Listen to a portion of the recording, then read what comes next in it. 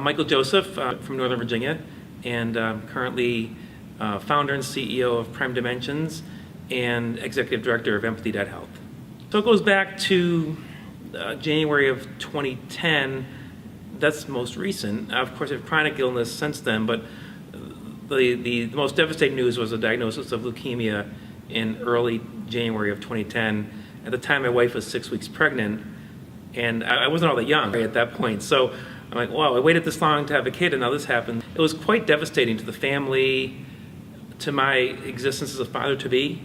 And I can go into a very long story about that whole ordeal from January through August of 2010, but I'll spare you viewers a lot of the gory details. Suffice to say, it was pretty bad from a physical standpoint and emotional, psychological, thinking that I'm not going to be around to raise my unborn child.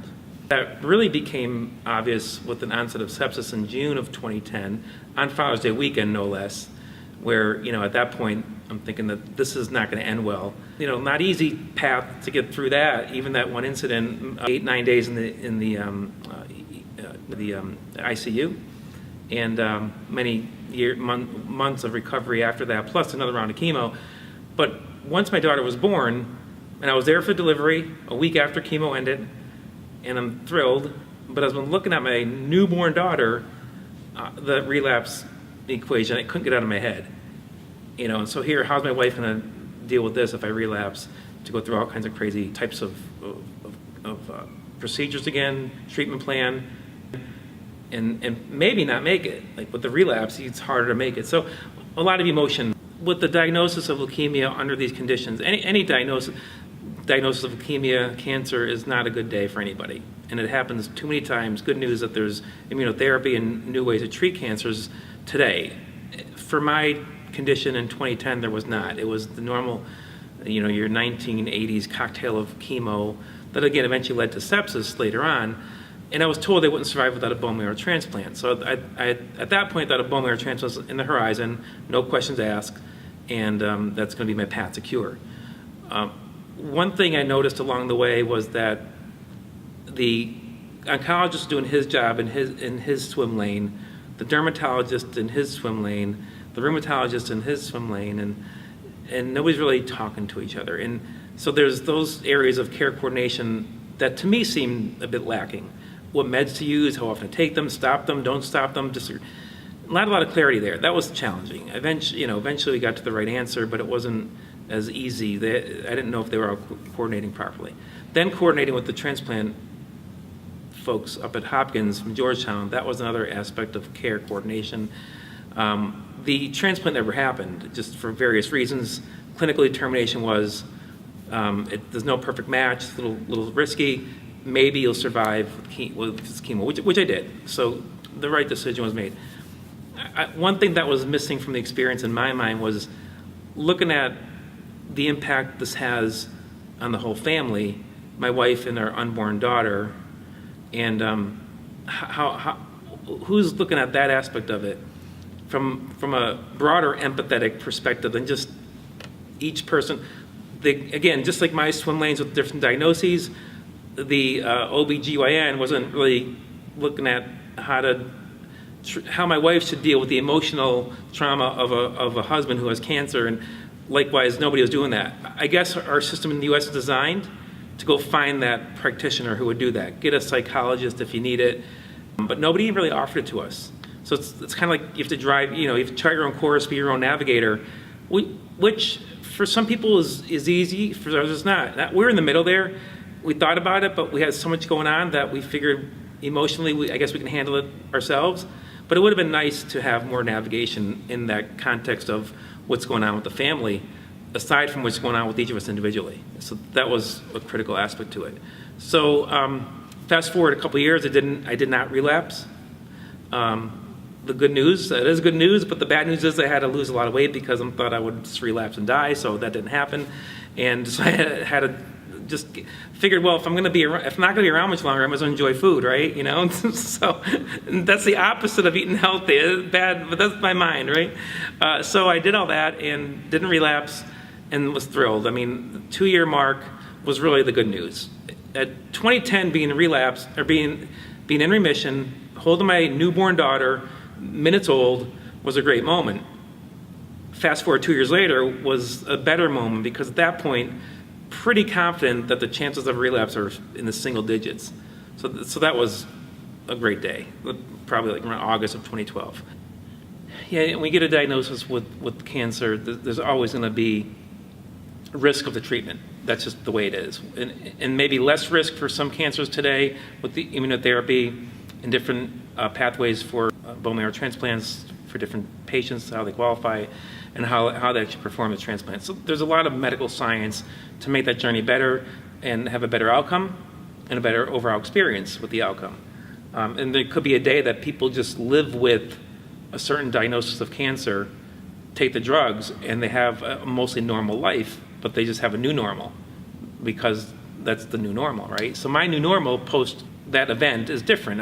I come out of it a little bit different person, changed person, and maybe more urgency to get things done because life is short. That whole, it is really short.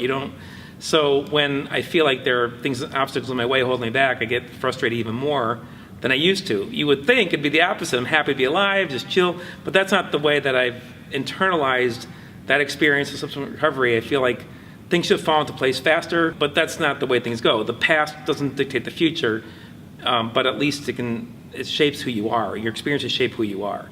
So if you think in terms of a really simple way to think about this, medical science was pretty specific on post-chemo immunosuppressant.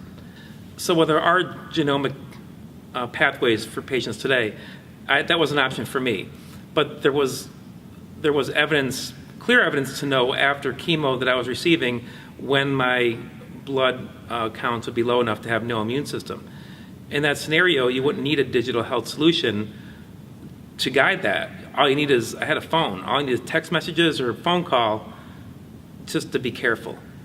And I never really got that. And so after the first, second, third, or first and second round of chemo, I got a false sense of security that despite the fact that I'm immune deficient, I guess I should just go about my business. And that's the bad way to behave when you have no immune system.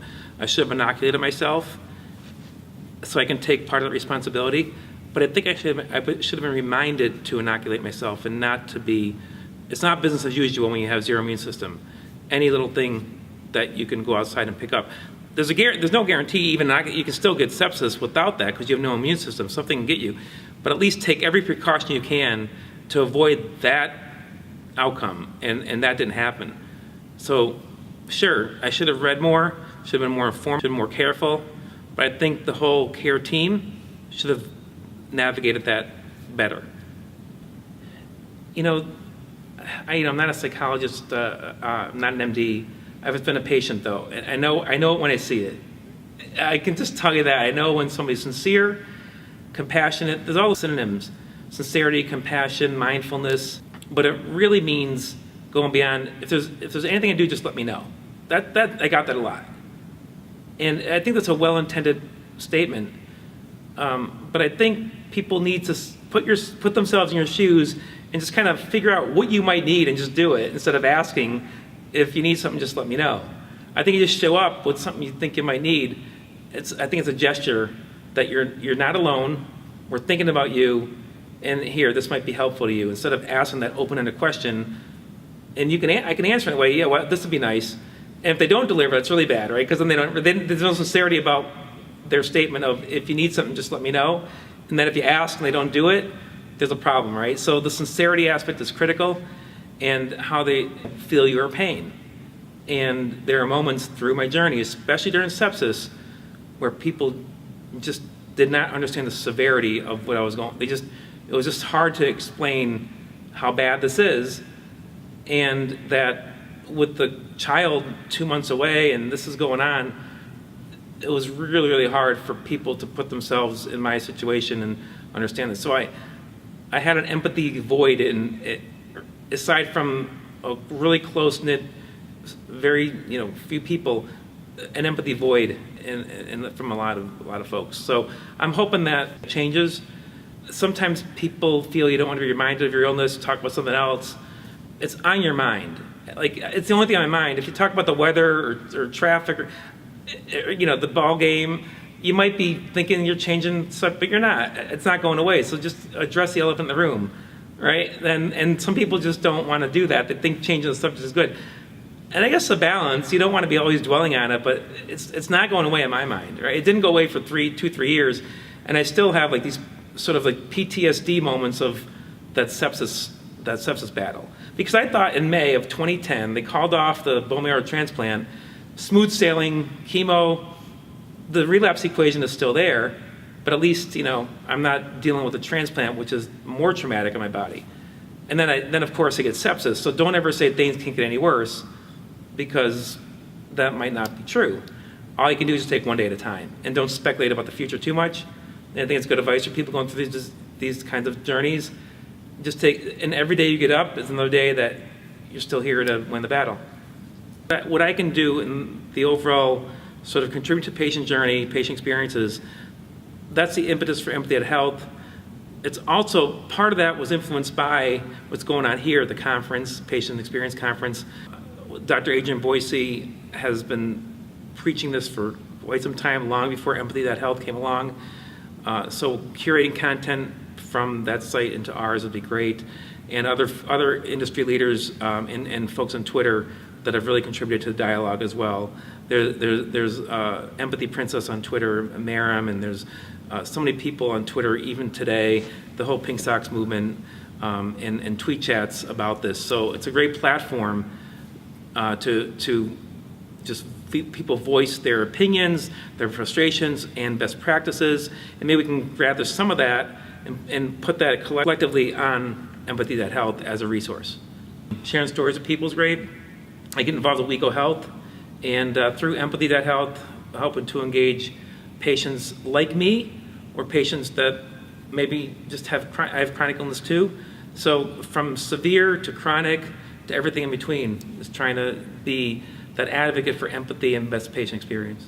I could be found on Twitter at healthdata4all, number 4, and empathy.health is also something that I'm involved in as the executive director. So if you go to Empathy at Health, you can find my blog post about empathy in healthcare and some other information about our site and how you can get involved.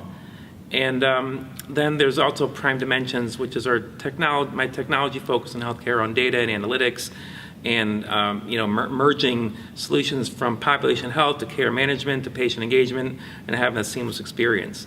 So there are numerous ways to find me online, and I hope to engage with folks on Twitter or elsewhere.